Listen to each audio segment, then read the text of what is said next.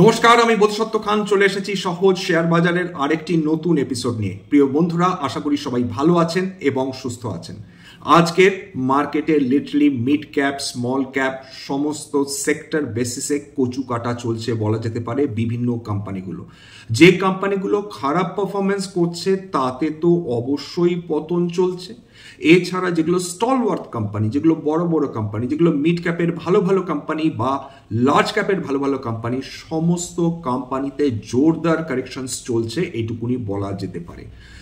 খেয়াল করে দেখুন যে সায়েন্স বলে একটি ইনফরমেশন টেকনোলজি কোম্পানি চলছে, যেটা মিড মার্কেটে প্রায় 23% অবধি কারেকশন চলে এসেছে, অর্থাৎ তার মোট মার্কেট ক্যাপিটালের প্রায় 1/4 লিটারালি ওয়াশ আউট হয়ে গেছে আজকে। অথচ কোম্পানি হিসাবে যদি আমরা দেখতে চাই, কোম্পানি হিসেবে মোটেই খারাপ নয় এবং রেজাল্ট নিশ্চয় আহামরি হয়নি, কিন্তু এতটা খারাপও রেজাল্ট হয়নি যার ফলে এই কোম্পানিটা এইভাবে দুমড়ে মুচড়ে যেতে পারে।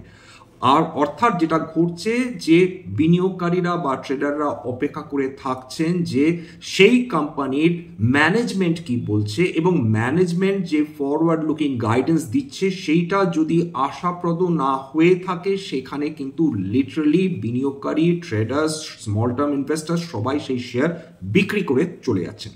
এবার খেয়াল করে দেখুন যে তেজাস নেটওয়ার্ক, এই তেজাস নেটওয়ার্ক টেলিকমিউনিকেশন, ডিফেন্স যাই বলুন না কেন তাদেরকে কেটার করে থাকে এবং এটা টাটা সন্সের অন্তর্গত একটি কোম্পানি, যেটা টাটা গ্রুপ অ্যাকোয়ার করেছিল। এই কোম্পানিটা গত কয়েক বছর ধরে দুর্দান্ত উত্থান দেখেছে এবং এখানে বিজয় কেডিয়াও কিন্তু একসময় সাবস্ট্যান্সিয়াল ইনভেস্টমেন্ট করেছিলেন, যেটার বেনিফিটস তিনি পেয়েছেন। সেই তেজাস নেটওয়ার্কস আজকের প্রায় 8.5% উপর কিন্তু পতন দেখে ফেলেছে, অর্থাৎ কাউকেই রেয়াত করছে না আজকের মার্কেট। বিশেষ করে যদি বিভিন্ন সেক্টরাল ইন্ডাইসেস গুলো দেখেন, সেই সমস্ত সেক্টরাল ইন্ডাইসেস গুলোতে লিটারাল নেগেটিভে ট্রেডিং চলছে আমরা দেখতে পাচ্ছি। কেবলমাত্র এফএমসিজি বেঁচে গিয়েছে এবং নিফটি আইটি কিছুটা হলে বেঁচে গিয়েছে, সেই দুটো মোটামুটি মিড মার্কেটে পজিটিভে ট্রেড করছে। কিন্তু আজকে লিটারালি এক সময় 23,000কেও চ্যালেঞ্জ করেছিল নিফটি এবং সেন্সেক্স, দুটোতেই আজকে কিন্তু সমান্তরাল পতন চলছে। সেন্সেক্সে প্রায় 350 পয়েন্টের উপর কারেকশন, নিফটিতে একসময় প্রায় 150 পয়েন্টের উপর কারেকশন মিড মার্কেটে তৈরি হয়েছিল। এছাড়া যে সেক্টরসগুলোতে সাবস্ট্যান্সিয়াল কারেকশন এসেছে, প্রথমে বলে নিই বিএসসি স্মল ক্যাপ আজকে 2% উপর কারেকশন দেখেছে, বিএসসি মিড ক্যাপ প্রায় 1.5% উপর কারেকশন দেখেছে, নিফটি অটো 1.5% উপর কারেকশন দেখেছে, বিএসসি ক্যাপিটাল গুডস 1.8% উপর পতন দেখেছে, বিএসসি কনজিউমার ডিউরেবলস 1.69% পতন দেখেছে, বিএসসি হেলথ কেয়ার 2.2% পতন দেখেছে। অর্থাৎ এই সমস্ত স্টকসগুলোতে এই কোম্পানিজগুলো অর্থাৎ যে সেক্টরে বিলং করছে, এই যে সেক্টরগুলোর কথা উল্লেখ করলাম প্রত্যেকটাতে কিন্তু সাবস্ট্যান্সিয়াল কারেকশন চলে এসেছে। সেক্টর বেসিসেও কারেকশন চলেছে। আবার যদি অটোমোটিভে দেখেন প্রায় 1.5% উপর কারেকশন, ব্যাংকিং ফিনান্সিয়াল সার্ভিসেস প্রায় 0.86% কারেকশন, সিমেন্ট সেক্টরে 1% উপর কারেকশন, কেমিক্যালসে 1.42% correction, conglomerate 0.96% correction, consumer durables 1.39% correction, engineering capital goods 2.29% correction, manufacturing 1.54% correction, media এবং এন্টারটেনমেন্ট প্রায় 1.7% কারেকশন। অর্থাৎ এ বলে আমায় দেখ, ও বলে কিন্তু আমাকে দেখ। আজকে এমন একটা পজিশনে পৌঁছেছে যে 23,000 নিফটি সেইটা ডিফেন্ড করতে পারবে কিনা, সেটা একটা কিন্তু খুব গুরুত্বপূর্ণ প্রশ্ন হয়ে উঠছে। হ্যাঁ, এটা ঘটনা আমরা ঠিক সপ্তাহের শেষ দিনটায় ট্রেডিংটা দেখছি, অর্থাৎ এর পরের সপ্তাহেতেই কিন্তু শনিবার অর্থাৎ ফেব্রুয়ারির 1 তারিখে আমরা কেন্দ্রীয় বাজেট দেখতে পারবো, সেখানে বুঝতে পারবো কি অবস্থা হতে চলেছে এবং সেখানে দাঁড়িয়ে কিন্তু বর্তমানে যা অবস্থা চলছে অর্থাৎ যা কারেকশন চলছে, সেই জায়গাটায় মানুষ প্রত্যেকেই কিন্তু এখন হাপিত্তেশ করে বসে আছেন যে কেন্দ্রীয় বাজেটের আগে যদি কোনো ধরনের রিলিফ র্যালি আসে। এবং যেটা ঘটছে যে প্রত্যেক দিন কিছুটা করে উঠছে, তারপর আবার পিছলে 23,000-এর কাছাকাছি চলে যাচ্ছে। কোথাও না কোথাও 23,000 একটা খুব গুরুত্বপূর্ণ কিন্তু সাপোর্ট হিসাবে মানুষজন বা ট্রেডার্সরা হয়তো বা দেখছে, কারণ বারবার 23,000 থেকে যখনই 23,000-এর কাছাকাছি নেমে যাচ্ছে সেখান থেকে আবার রিট্রেস করে যাচ্ছে, অর্থাৎ 23,000 থেকে 23,000 মোটামুটি 450-এর মধ্যে নিফটি যদি খেয়াল করে দেখেন গত কয়েকদিন ধরে লাগাতার ঘোরাঘুরি করছে, অর্থাৎ ভোলেটিলিটি বৃদ্ধি হয়েছে। বিশেষ করে আজকে যদি মার্কেট দেখেন প্রাথমিকভাবে মার্কেট পজিটিভে শুরু হয়েছিল, সেখান থেকে স্লিপ করে যায়, নিফটি 100 পয়েন্টের কাছাকাছি কারেকশন আসে, আবার সেখান থেকে নিফটি 100 পয়েন্ট সমস্ত নেগেটিভ টেরিটরি থেকে বেরিয়ে আসে, আবার 120 পয়েন্টের উপর র্যালি করে, সেখান থেকে আবার কিন্তু নিফটি পিছলে যায় প্রায় 110 থেকে 150 পয়েন্টের মধ্যে। তার মানে যেটা দাঁড়াচ্ছে আজকের সারাটা দিন ধরে নিফটিতে যে ভোলেটিলিটি আমরা দেখতে পাচ্ছি, যে দুদুল্যমানতা আমরা দেখতে পাচ্ছি, সেই অবস্থাতে কি ট্রেডাররা বলুন, কি বিনিয়োগকারীরা বলুন, কেউ কিন্তু বুঝে উঠতে পারছেন না, যেটাকে বলে কিং কর্তব্য বিমূঢ় একই অবস্থা হয়ে দাঁড়িয়েছে কিন্তু ট্রেডার্সদের জন্য বা ইনভেস্টার্সদের জন্যও কিন্তু একই কথা সাজে। এবং আজকের বিভিন্ন যে মাইক্রো ফিন্যান্স কোম্পানিজগুলো তারা তাদের রেজাল্টস বের করেছে, যে ওয়াটার ট্রিটমেন্ট কোম্পানিজগুলো যেগুলো তাদের রেজাল্টস বের করেছে, সেগুলো অনুরূপ মানে বিনিয়োগকারীদের মনের মতো না হওয়ার ফলে সেগুলোতে কারেকশন এসছে। রিলায়েন্স ইন্ডাস্ট্রিজ এবং রিলায়েন্স এর সম্পর্কিত যে কোম্পানিজগুলো নিয়ে কালকের আলোচনা করেছিলাম, তাদের মধ্যে আজকের আরও নিদারুণ পতন হয়েছে। রিলায়েন্স জিও ফিনান্সিয়াল সার্ভিসেস প্রায় 4% কাছাকাছি কারেকশন দেখেছে, সেখানে স্টার্লিং অ্যান্ড উইলসন আজকে লোয়ার সার্কিট 5% কাছাকাছি নেমে গিয়েছে। এবং যদি অলোক ইন্ডাস্ট্রিজ বলুন, সেই সমস্ত কোম্পানিজগুলো বা জাস্ট ডায়াল বলুন, এই সমস্ত কোম্পানিজগুলো কিন্তু এই মুহূর্তে বিপদের মধ্যে রয়েছে। রিলায়েন্স জিওতে লাগাতার পতন চলে আসছে। মানুষ ওই একই কথা যেটা বলা যেতে পারে যে একটা সময় অবধি যখন বিয়ার মার্কেট, যখন বুল মার্কেট চলছিল, তখন মানুষজন রিলায়েন্স জিওর উপর দারুণ ফেথ ইম্পোজ করেছিলেন এবং সেটা সেই ফেথটা অনেক দূর অবধি তারা এক্সটেন্ড করেছিলেন।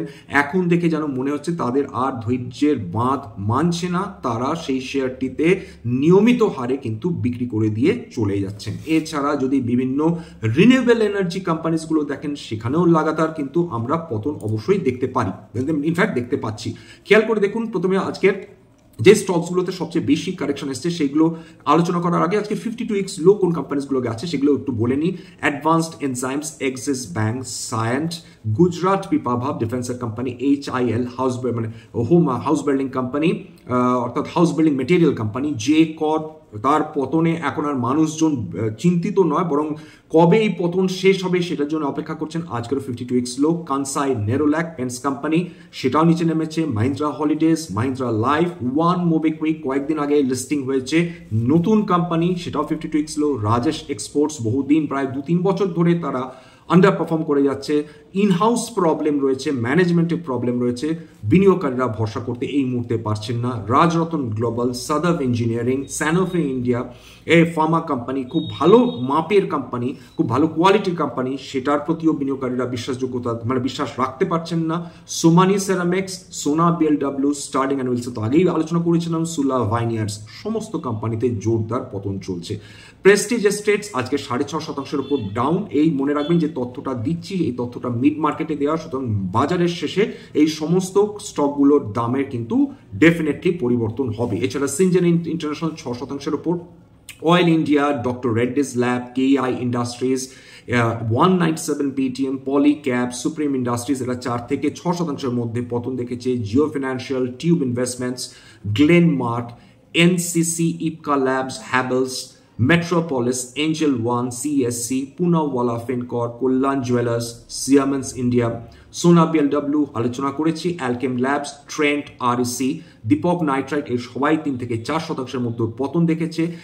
Zydus Life, Oberoi Realty, Escorts Kubota, Granules India, Crompton graves consumers, Petronet LNG, Exide Industries, Apollo Tyres, Power Finance Company, Balkrishna Industries, HDFC, Godrej Properties, Jubilant Food, Aditya Birla, এরা সবাই 2 থেকে 3% মধ্যে পতন ঘটেছে। এতগুলো কোম্পানির নাম বলার একটি মাত্র অর্থ যে দেখুন, এই যে কোম্পানিজগুলোর নাম করলাম, এদের প্রায় 95% ফান্ডামেন্টালি অত্যন্ত সাউন্ড কোম্পানি, কিন্তু ওই একই কথা এখনো যে বলে যেতে বাধ্য হচ্ছি যে হাই ভ্যালুয়েশন কোম্পানি ট্রেড করে, সেটা খুব বেশি দিন সাস্টেন করবে এটা হওয়াটা ভীষণ ডিফিকাল্ট। ফলে কোম্পানি অত্যন্ত ভালো কোয়ালিটির হতে পারে, কিন্তু সেটা যদি চড়া ভ্যালুয়েশনে ট্রেড করে, সেক্ষেত্রে যদি একটা দুটো তিনটে কোয়ার্টারে তাদের রেজাল্টস ভালো না হয়, তাদের কোয়ার্টারলি পারফরমেন্স যদি ভালো না হয়, তখন কিন্তু নিদারুণ পতন শুরু হতে পারে, প্রোভাইডেড সেটা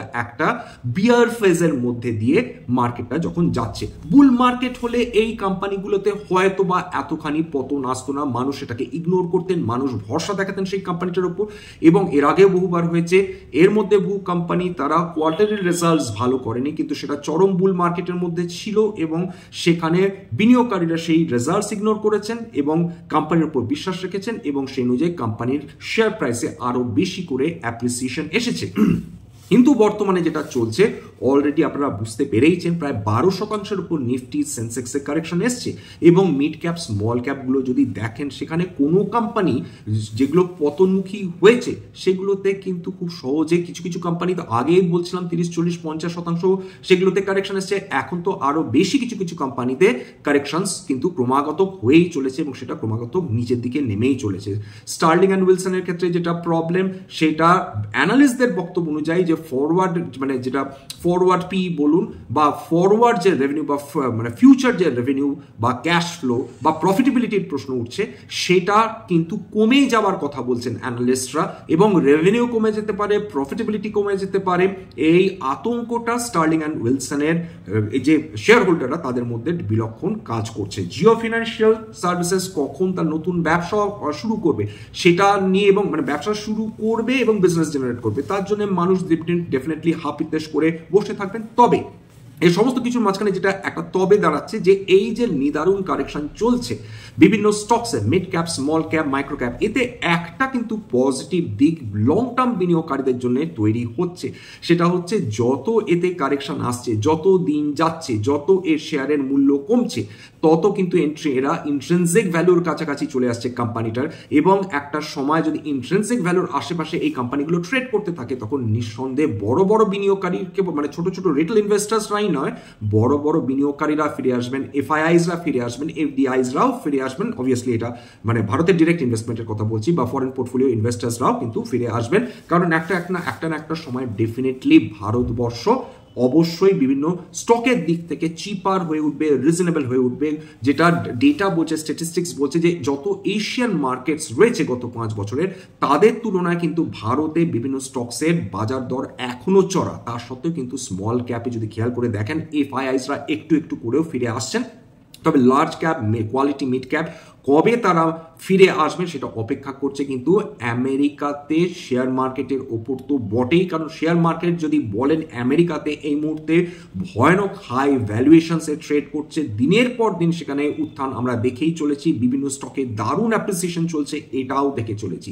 কিন্তু যেভাবে আমেরিকাতে কনজামশন বৃদ্ধি হচ্ছে, ইনফ্লেশন আবার পুনরায় মাথাচাড়া দেওয়ার চেষ্টা করছে, যেভাবে ট্রাম্প হুমকি দিয়েছেন 1 ফেব্রুয়ারি থেকে মেক্সিকো এবং কানাডার ওপর 25% হারে তিনি অবশ্যই ট্যারিফ লেভি করবেন এবং চায়নারও বিভিন্ন প্রোডাক্টসকে 60% ওপর তিনি লেভি চার্জ করতে পারেন, সেইটা যদি আক্ষরিক অর্থে যদি সত্যি সত্যি তিনি করে দেন, সেক্ষেত্রে বিশ্ববাজারে আতঙ্ক বাড়বে, বই কমবে না। সেটা যদি সত্যি হয়, সেটা কেবলমাত্র যে বিশ্ববাজারে বিভিন্ন শেয়ার মার্কেটের জন্য বিপজ্জনক সেটাই কেবল নয়, আমেরিকার বিনিয়োগকারী, আমেরিকার ইনভেস্টর, আমেরিকার কনজিউমার, আমেরিকার অর্থনীতি সবার জন্য কিন্তু আরো বেশি বিপদ। কারণ যখন আমরা কোনো দেশ থেকে পণ্য আমদানি করে আনি সেটা এবং বহুল পরিমাণে সেই পণ্য আমদানি করতে হয়, নিঃসন্দেহে তার গ্রহণযোগ্যতা রয়েছে 1 নম্বর। 2 নম্বর হচ্ছে হয়তোবা সেই দেশে সেই পণ্যটা উৎপাদন হওয়ার মতন পরিস্থিতি নেই।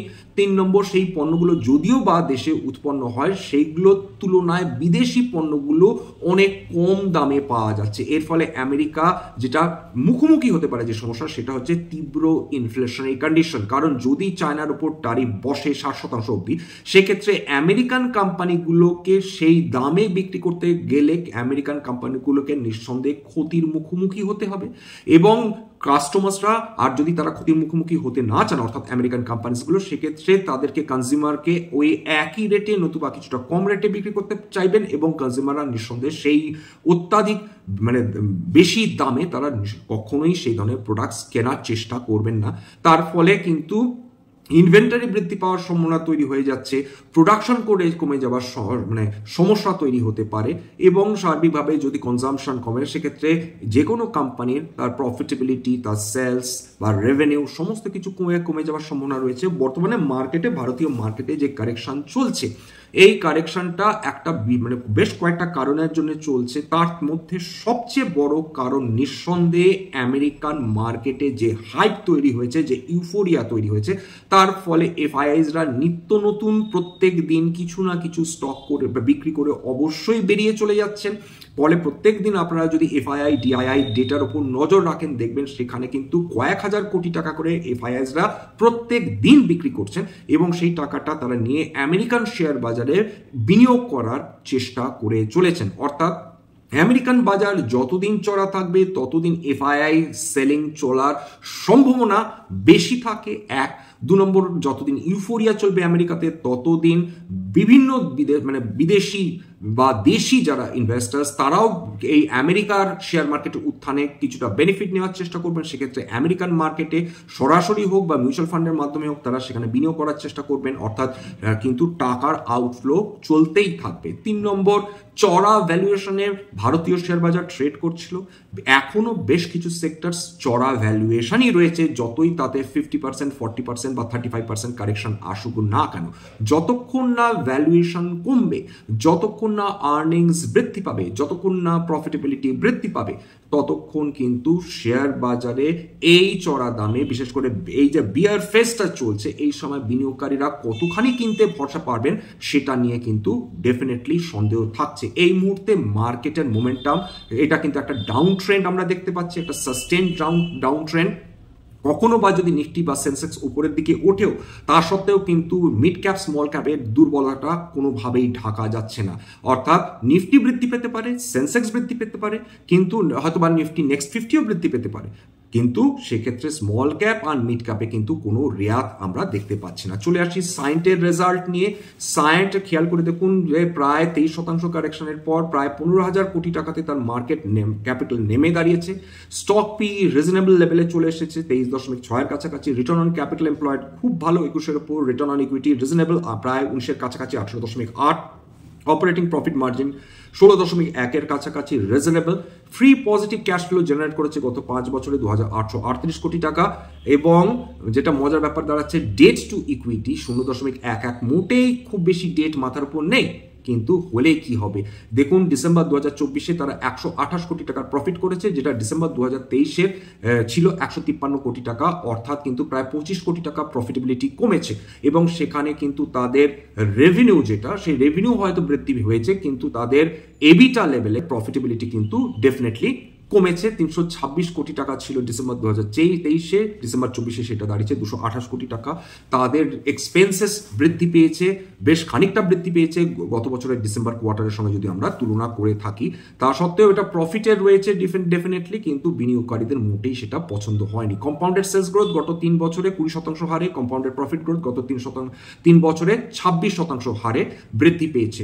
তেজাস নেটওয়ার্ক, এবার চলে আসি তেজাস নেটওয়ার্কের প্রসঙ্গে। টাটা সানসের অন্তর্গত একটি কোম্পানি, সেখানে মার্কেট ক্যাপিটাল 17,637 কোটি টাকা, small cap company. Stock P reasonable 26.6-এর কাছাকাছি। Return on capital employed, return on equity দেখে খুব একটা কিছু বোঝা যাবে না, কারণ ডিসেম্বর কোয়ার্টারে তাদের লস হয়েছিল ডিসেম্বর 2023-এ 45 কোটি টাকা, সেখানে ডিসেম্বর 24-এ সেটা প্রফিট বৃদ্ধি হয়ে দাঁড়িয়েছে 166 কোটি টাকা। কিন্তু এখানে বিনিয়োগকারীরা দেখছেন যে সেপ্টেম্বরে যেখানে 275 কোটি টাকার প্রফিট হয়েছে, সেখান থেকে ডিসেম্বরে কমে দাঁড়িয়েছে 166 কোটি টাকা, এটা বিনিয়োগকারীদের পছন্দ হয়নি। এছাড়া রেভিনিউ সেপ্টেম্বর কোয়ার্টারের তুলনায় কমেছে, 2,811 কোটি টাকা ছিল, সেটা ডিসেম্বর কোয়ার্টারে দাঁড়িয়েছে 2,642 কোটি টাকা, বিনিয়োগকারীদের পছন্দ হয়নি। সেখানে এক্সপেন্সেস ভালো বৃদ্ধি হয়েছে বলা চলে, প্রায় 4 গুণ বৃদ্ধি হয়েছে ডিসেম্বর কোয়ার্টারের তুলনায়। ডিসেম্বর 2023-এ ছিল এক্সপেন্সেস 567 কোটি টাকা, সেখানে প্রায় 1 লাফে সেইটা বেড়ে দাঁড়িয়েছে 2,271 কোটি টাকা। এই সমস্ত কিছু মিলিয়ে তেজাস নেটওয়ার্ক প্রফিটেবল থাকলেও বিনিয়োগকারীদের পছন্দ হয়নি। বিপুল হারে তারা শেয়ার বিক্রি করেছেন, এবং প্রায় 8.5%-এর উপর কারেকশন এসেছে। কম্পাউন্ডেড সেলস গ্রোথ গত 3 বছরে 67%, কম্পাউন্ডেড প্রফিট গ্রোথ গত 3 বছরে 19% হারে, দুটোই ইমপ্রেসিভ। কিন্তু বিনিয়োগকারীরা এখন এগুলো কিচ্ছু দেখছেন না, তারা প্রত্যেক বছর প্রত্যেক কোয়ার্টারে প্রফিটেবিলিটি বৃদ্ধি হচ্ছে কিনা সেটাই দেখতে চাইছেন, সেটা বাস্তবে না হওয়ার ফলে তেজাস নেটওয়ার্কেও কিন্তু বড় কারেকশন এসেছে, এইটুকুনি বলা যেতে পারে। কারেকশন এখানে শেষ হবে কিনা এই ধরনের স্টকসগুলোতে আমরা কেউ জানি না, নেগেটিভ সেন্টিমেন্ট প্রিভেল করবে কিনা আমরা কেউ জানি না। যেহেতু আজকে শুক্রবার, মোটামুটি 24শে জানুয়ারি মার্কেট বন্ধ হলো, মাঝখানে দুটো দিন ছুটি আছে, মানে অর্থাৎ শেয়ার মার্কেট বন্ধ আছে, সুতরাং 27শে জানুয়ারি থেকে মার্কেটের মুড পরিবর্তন হয় কিনা এটা দেখতে হবে, কারণ বাজেট নিয়ে কেউ কোনো কনজেকচারই করতে পারছেন না, কেউ কোনো ডেফিনেটিভ কোনো গাইডেন্সই দিতে পারছেন না, দেওয়ার কথাও নয়, কারণ শেয়ার মানে কেন্দ্রীয় বাজেটে এক্স্যাক্টলি কোন সেক্টরসগুলো দুর্দান্ত র্যালি করতে পারে, সরকারি বেনিফিটস পেতে পারে, এখনো মানুষ কিন্তু কোনো স্পষ্ট ধারণা কারো তৈরি হয়নি। তা যেটা একদিক দিয়ে ভালো, কারণ যদি বাজেট সম্বন্ধে একটা পূর্বাভাস অলরেডি তৈরি হয়ে যায় সেক্ষেত্রে কিন্তু বাজার অলরেডি সেটা অবজার্ভ করে ফেলে। আপাতত যেহেতু কোনো আন্দাজ তৈরি হয়নি, সেটা ওভারঅল বিনিয়োগকারীদের জন্য ভালো। তবে ভোলাটিলিটি বাজেটের সপ্তাহে কিন্তু অবশ্যই থাকবে, প্রত্যেকবারই বাজেটের সপ্তাহে এই ধরনের ভোলাটিলিটি থাকে, সেটাই নেগোশিয়েট করতে হবে, ধৈর্য ধরে বসতে হবে। কিন্তু বাজারে এই আপনারা প্রত্যেকেই গত 5 বছরে কেবলমাত্র বুল মার্কেটই দেখেছেন, রোরিং বুল মার্কেট দেখেছেন, অতি সহজে 1 বছরে 3-4 গুণ সম্পদ বৃদ্ধি পেয়ে গেছে এটা দেখেছেন, কোনো স্টকস 30 গুণ 40 গুণ বৃদ্ধি পেয়েছে গত 5 বছরে এটাও দেখেছেন।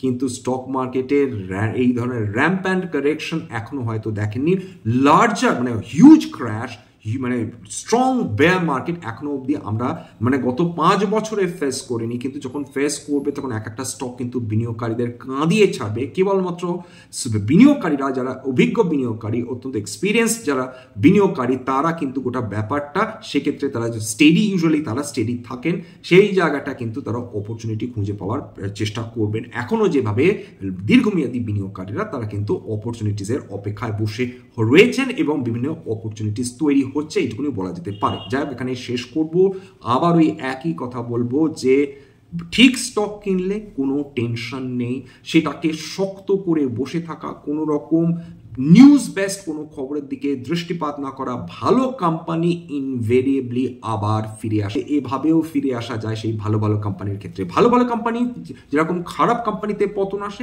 ভালো কোম্পানিতেও পতন আসে, সেইটা যদি আমরা বুঝতে পারি এবং আমরা যদি এটা বুঝি যে ভালো কোম্পানির সঙ্গে সঙ্গে খারাপ কোম্পানি যেরকম পতন করছে, যখন আবার মার্কেট তার কনফিডেন্স রিগেন করবে তখন কিন্তু ভালো কোম্পানিরাই সবার আগে দৌড়াতে শুরু করে এবং তারাই কিন্তু সবচেয়ে আগে বিনিয়োগকারীদের যে সম্পদ কমে গিয়েছিল সেটা কিন্তু আবার রিইনস্টেট করার সম্ভাবনা সেটা আরো বেশি করে সৃষ্টি করে। এখানেই শেষ করছি। স্ট্যান্ডার্ড ডিসক্লোজার যে কোম্পানিজগুলো নিয়ে আলোচনা করলাম, হতে পারে তার মধ্যে কয়েকটা কোম্পানিতে আমার বা আমার পরিবারের বিনিয়োগ থাকলেও থাকতে পারে, ভবিষ্যতে যদি আমরা নতুন করে কিনি বা বিক্রি করি আগাম বিজ্ঞপ্তি দিয়ে কিনতে বা বিক্রি করতে পারবো না। স্ট্যান্ডার্ড ডিসক্লেমার, এটা কেবলমাত্র একটা এডুকেশনাল চ্যানেল, বাঙালি বিনিয়োগকারীদের ইনভেস্টর অ্যাওয়ারনেস বৃদ্ধির জন্য এখানে কোনো ধরনের শেয়ারের buy sell recommendation, suggestion, advice বা ইনফ্লুয়েন্স করা হয় না। এখানে শেয়ার বাজার কিভাবে অপারেট করে, ম্যাক্রো ইকোনমিক ফ্যাক্টরস কিভাবে ভারতীয় শেয়ার বাজারকে প্রভাবিত করে, শেয়ার কি, শেয়ারের দাম কেন উঠছে কেন নামছে, বিভিন্ন কোয়ার্টারলি রেজাল্টস এবং তার ফান্ডামেন্টাল কোয়ালিটিস নিয়ে কিন্তু আলোচনা করা হয়। আজকে এখানে শেষ করছি, সবাই ভালো থাকবেন, নমস্কার।